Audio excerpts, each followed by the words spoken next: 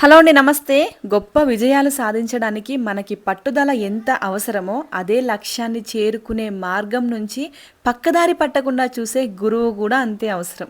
అందరికీ happy teachers day. పిల్లలంతా వాళ్ళ టీచర్స్కి గిఫ్ట్ ఇవ్వాలని చెప్పేసి ఎంత ఆరాట పడుకుంటూ షాప్కి వచ్చి కొనుక్కుంటున్నారో చూసారా. Happy Teachers Day, Swati ma'am from Yoshika. Happy Teachers Day, Swati ma'am from Naksha. నేను ట్యూషన్స్ చెప్పేదాన్ని కదండి.